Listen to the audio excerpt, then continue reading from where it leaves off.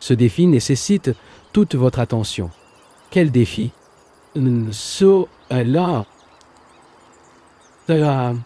Compte tenu de tout cela, cette façon complexe de vie intérieure, à l'extérieur, l'individu peut être très simple, avoir peu de vêtements ou prendre un repas par jour. Et intérieurement, il est en effervescence. Comme la plupart des saints et des religieux qui se vantent extérieurement de simplicité et sont extrêmement confus. Compte tenu de ce problème extraordinaire et complexe, comment l'esprit humain peut-il promouvoir l'ordre? Ou plutôt, comment l'esprit peut-il vivre dans un état de mutation? Comprenez-vous cette question? Tout d'abord, lorsque vous posez cette question vous-même, vous vérifierez quelle est votre réaction. Parce que la mutation est nécessaire. La révolution psychologique est indispensable. Combien coûte le monde dans un état horrible du chaos et du désordre? Il y a de la haine et de l'énorme échelle de violence à générer dans les troubles. Réalisant cela, une telle question devient inévitable. Et vous devez donner la réponse. Tu ne peux pas dire « cela ne me touche pas », il intéresse les religieux, les philosophes, les scientifiques, parce que c'est une évasion. C'est votre problème. Comment allez-vous résoudre ce problème? Comment répondez-vous à cette question? Comment réagissez-vous à elle? Ce qui est nécessaire, c'est de savoir comment répondre à un défi complètement et correctement. Sinon, la réponse produira plus de conflits. Il doit convenir au défi. Est-ce que tu comprends? Savez-vous ce qu'est la méditation? Ne gardez pas à l'esprit la stupide répétition de quelques mots, ou assis avec des jambes à taille croisée, et ainsi de suite. La méditation est une chose très différente. La méditation n'est pas cette auto-hypnose que tant de gens aiment s'entraîner pour avoir des visions, ni les sensations provoquant tous les médicaments par le biais de médicaments. Il peut, par exemple, prendre un certain médicament qui produit des effets extraordinaires, des résultats beaucoup plus importants que la méditation auto-hypnotique. Pour répondre à cette question correctement, complètement, avec tout notre être, car c'est la seule façon de répondre à une question fondamentale. Nous devons nous passer de toute notre attention et ne pas vous accorder une attention partielle ou quand cela nous convient. Pour répondre pleinement, l'esprit doit vous retrouver dans un état de méditation, c'est-à-dire du tout actif. Une activité non stimulée par une idée ou un examen. C'est pour accentuer. L'esprit est capable de tout. Et quand vous vous voyez face à face avec ce problème, ce défi, l'esprit ne peut que le regarder en silence. Un problème qui ne vous a jamais proposé, une question qui n'a jamais été posée, ne peut être répondue qu'avec l'esprit en silence. Pouvez-vous répondre? Comprenez-vous ce que je veux dire? Vous voyez, il y a dans le monde entier des gens religieux qui veulent savoir s'il y a Dieu. Je ne me réfère pas à ceux qui croient en Dieu. Ce ne sont pas religieux, absolument. Ils sont dominés par une simple idée, une forme de conditionnement. Aller au temple, à l'église, à la mosquée. Ils peuvent regarder de nombreuses cérémonies, faire pivoter les pouces, écouter la masse, et ainsi de suite. Et rien de tout cela n'est la religion. Il est simple d'échapper aux faits de la vie. Ainsi vous découvrez s'il y a une réalité appelée Dieu ou par autre nom, vous devez votre esprit, qui est si insignifiant, étroit et conditionné, en faisant face à un problème aussi important, entièrement silence. Comprenez-vous ce que je dis, Seigneur? Vous voyez, je propose un énorme problème, un problème très complexe, que nous ne pouvons pas répondre avec oui ou pas en une minute. Pour relever ce défi, vous avez besoin d'un silence complet dans votre esprit. Considérez par exemple un problème mathématique ou scientifique que vous avez beaucoup réfléchi, en a étudié le décomposition. La demande, la recherche, la demande, l'examen et n'ont pas pu trouver de solution. Qu'est-ce que cela signifie? Son esprit était dans une énorme activité à la recherche, à la demande, à la recherche, à l'examen, à la recherche de la solution, et n'a pas pu le trouver. Puis elle a fait taire. Il s'est arrêté occupé avec le problème. Cependant, il a continué d'exister, et puis, à partir de ce silence, la solution est née. Cette question ne peut donc être que répondue par l'esprit qui est en méditation. C'est un silence complet. sans être contraint ou discipliné à réaliser ce silence.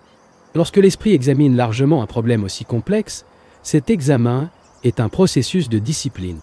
Ce n'est que par cet examen, cette discipline, qui n'est pas un ajustement, qui n'est pas une contrainte, qui n'est pas le respect d'aucun modèle, qui n'est pas un exercice mental à penser d'une manière, l'esprit peut répondre à cette question. Pour que l'esprit puisse examiner très profondément cette question, réaliser tout ce que cela implique. Le temps, le changement, la sensibilité, réaliser ce que signifie l'effort. Pour examiner tout cela, et non selon les opinions, si vous avez besoin d'attention, et l'esprit attentif à sa propre discipline. Par conséquent, l'esprit prudent est silencieux.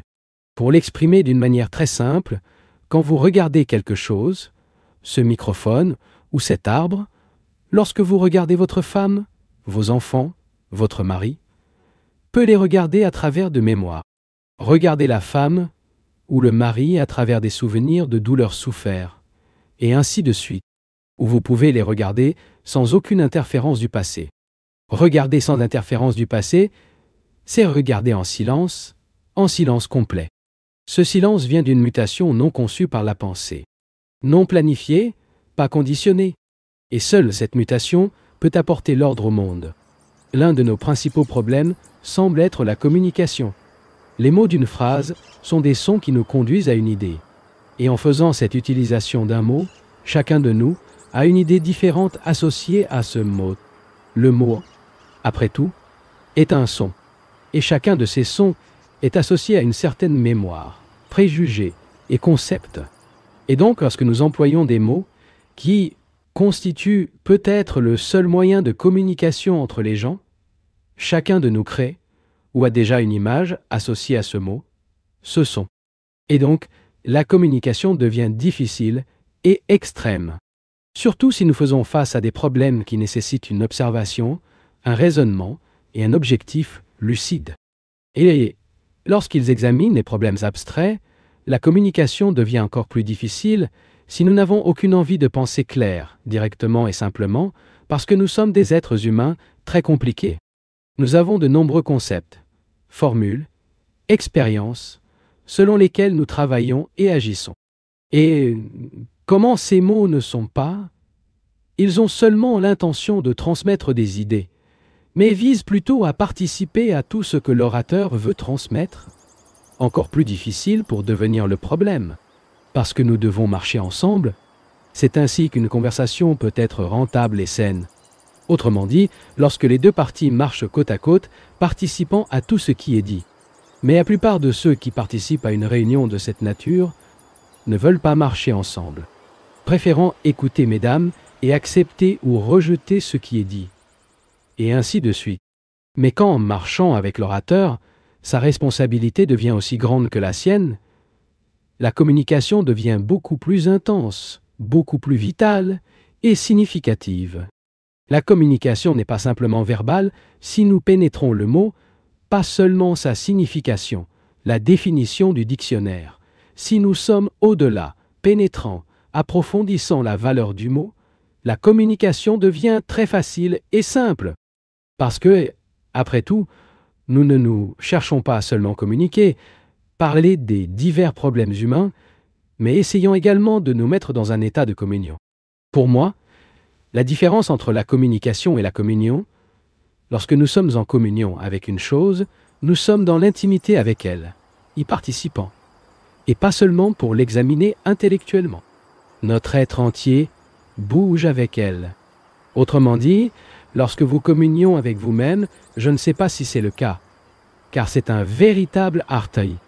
Mieux, lorsque vous êtes silencieux, à vous observer, à observer vos pensées, vos sentiments, vos activités, à la fois objectivement et subjectivement, sans accepter ou nier quoi que ce soit, observant simplement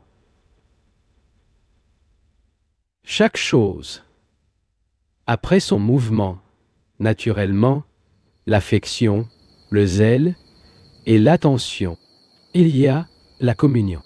Non seulement avec vous-même intérieurement, mais aussi avec des choses externes, comme un arbre. Je ne sais pas si vous avez jamais regardé un arbre. Peut-être que vous êtes très occupé ou inquiet pour vos problèmes. S'il a déjà observé un arbre, était le butin de ce qu'il faisait, lui donnant un nom, classant son espèce. Mais si vous voulez communier avec l'arbre, existez avec, pour vraiment voir sa beauté. Si vous vous réjouissez de votre beauté, de votre vitalité et de votre intensité, vous devez vous placer en communion avec elle, couler avec. Et cela n'est possible que lorsqu'il n'existe pas de barrière entre vous et l'arbre. En fait, c'est un état de grande affection, de compréhension et d'amour. Ce n'est que dans cette communion qu'il peut y avoir une réelle pénétration du problème de la parole, une compréhension, un sentiment vivant et profond de la chose. Cet état de communion fournit une action qui n'est jamais contradictoire. Voici ce que nous allons essayer dans notre conversation. L'orateur peut utiliser des mots, des phrases, des idées, mais ces idées, ces phrases, ces sons ou les mots auront peu de sens si notre communication est limitée au sens des mots. Mais si nous pouvons communier, nous ressentons tous le problème. Nous pouvons alors réaliser sa complexité et tout qu'il comprend. On ne peut pas percevoir la portée, la beauté, la nature, l'intimité d'une chose à moins que nous ne soyons en communion avec elle. Que ce soit un problème pour nous. Pas un problème à résoudre dès que possible, car c'est un manque de maturité. Un problème que nous devons enquêter, avec elle qui coule. Laissez-le s'ouvrir comme une fleur, qui fleurit dans toute sa beauté et son parfum.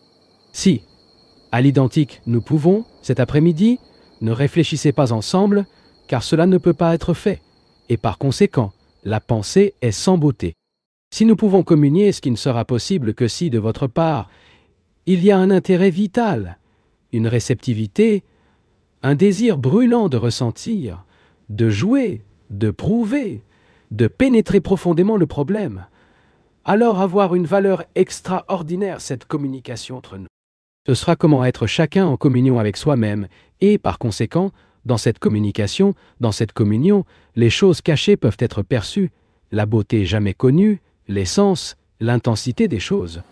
De cette communion vient l'action, une action dans laquelle il n'y a pas de contradiction, car elle n'est pas basée sur une idée.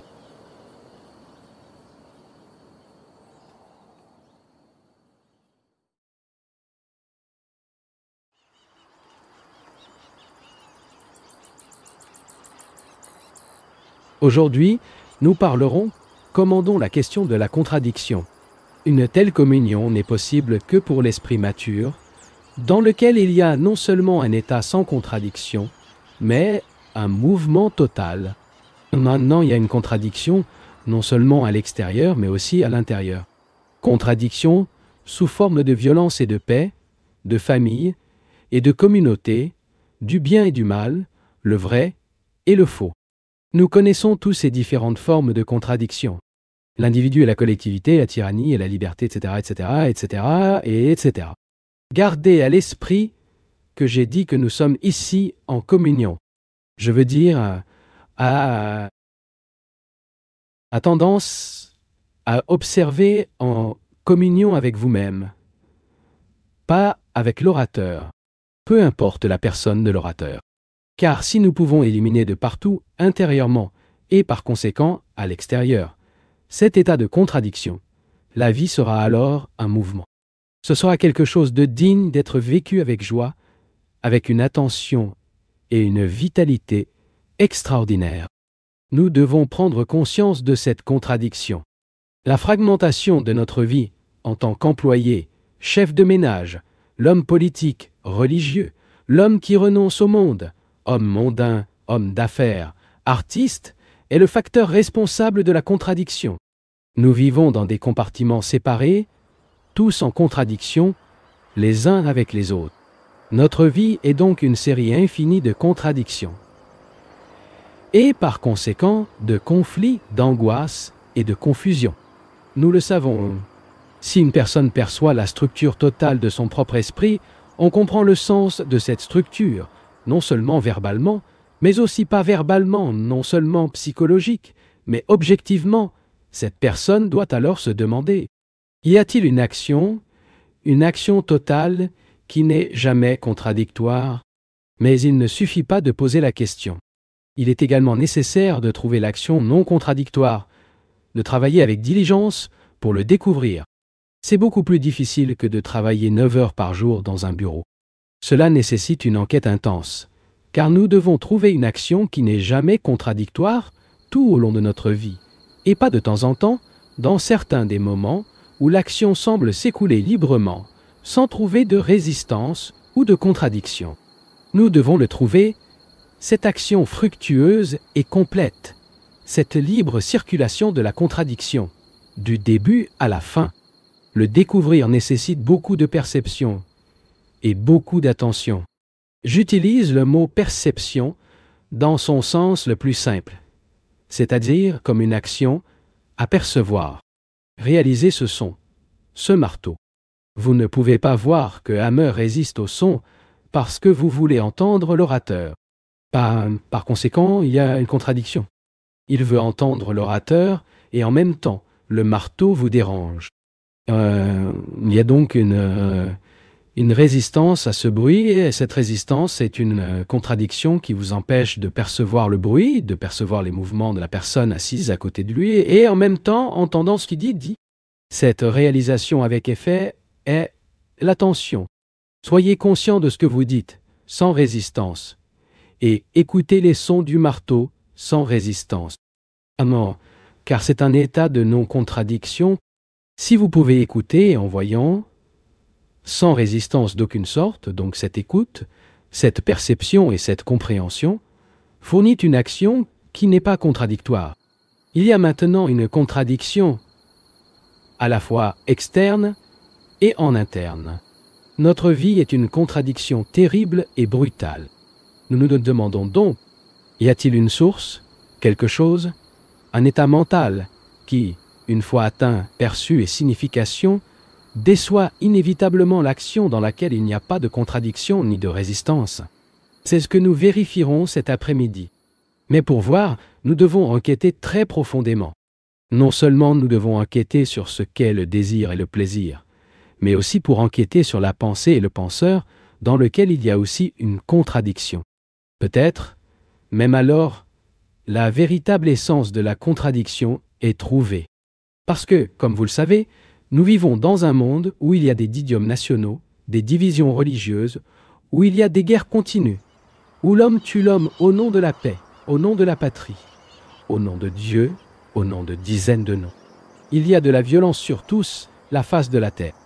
Et si vous observez cet état de choses, on pense que, dans cette façon, les êtres humains ne trouveront jamais la paix, qu'il n'atteindra jamais un état d'amour, de vertu, à moins qu'ils ne résolvent ce problème comme des êtres humains. Et non pas en tant que musulmans, hindous, pakistanais, indiens ou russes, mais comme des êtres humains. Et à moins que nous ne puissions résoudre le problème pour nous-mêmes, nous nous verrons toujours en contradiction et en conflit. Et donc, dans l'affliction, l'homme qui veut résoudre le problème de la souffrance. Et enfin, la souffrance doit comprendre cette contradiction. Ce que nous cherchons à faire, c'est rassembler ces fragments de contradiction pour constituer un tout, quelque chose d'interne. Pouvez-vous comprendre? Nous voyons que notre vie est divisée en fragments, et nous essayons donc d'intégrer ces fragments, pour les combiner dans son ensemble. Maintenant, c'est impossible, car un fragment sera toujours un fragment, même si d'autres fragments y sont ajoutés. L'état de la non-contradiction n'est possible que lorsque l'esprit fonctionne dans son ensemble. Enquêtons, comment donc, de la question du plaisir et du désir, parce que la plupart d'entre nous vivons et agissent pour le plaisir. Le plaisir est, pour la plupart d'entre nous, d'une importance capitale. Le plaisir d'appartenir à une nation, à un groupe donné. Le plaisir de maîtriser. Le plaisir d'avoir un certain prestige. Le plaisir d'avoir la capacité. Plaisir sexuel. Le plaisir d'être doté de talent, d'être un génie, etc. Pour nous, le plaisir est le prix le plus élevé. Veuillez ne pas contester cela. Si vous contestez, nous ne serons plus en communion. Mais cela ne signifie pas que l'orateur veut vous persuader de penser de la même manière que lui. J'appartiens à un parti politique particulier. Pourquoi? essentiellement parce que cela me fait du plaisir. En étudiant cette fête, j'espère réaliser des avantages de toutes sortes. Je vais au temple, à la mosquée ou à l'église, car cela me donne un sentiment extraordinaire de plaisir, de stimulation et de sensation. J'obtiens un certain mouvement politique, religieux ou social. Je jure une loyauté envers une certaine chose, une certaine formule ou concept, car très profondément, cela me goûte. Le goût, le plaisir, ne correspond pas aux faits, mais les faits créent en moi une image de plaisir. Notez ceci à vous-même. Si vous êtes communiste, si vous êtes socialiste, si vous êtes hindou, si ceci ou celle ou tant d'autres ista. Pourquoi est-ce? Parce qu'il n'y a pas seulement la peur d'en voir un, mais aussi le plaisir d'appartenir. Il nous accomplit donc non seulement pour réaliser le sens du plaisir, mais aussi pour découvrir ce qui continue le plaisir. Est-ce que tu comprends? Je regarde l'Occident, un beau visage, un après-midi tranquille, et je trouve ce délice et cette joie ineffable. Si je ne ressens pas une telle joie, une telle intensité, une telle beauté, je suis mort. Mes sens sont paralysés. Je dois voir la beauté d'un arbre. Si je ne le vois pas, quelque chose en moi ne va pas. Mais lorsque la perception de cette beauté devient un plaisir, et que ce plaisir nécessite une continuité, une durée et une extension, nos problèmes commencent. J'espère que tu es bien sûr ce que je dis. Il est donc nécessaire d'étudier la nature du plaisir, qui lui donne la continuité, pour étudier toute la structure du désir. Quel est le désir? Comprendre? Nous ne condamnons pas le désir, disant que nous devons le réprimer, le tuer, ou que nous devons vivre sans désir. Nous parlons de quelque chose de très différent. Parce que nous réprimons le désir, comme le font les individus religieux, nous nous verrons dans une bataille perpétuelle avec nous-mêmes. La fête arrive vers l'intérieur et tous les efforts que nous faisons pour les réprimer rendront chaque désir plus fort.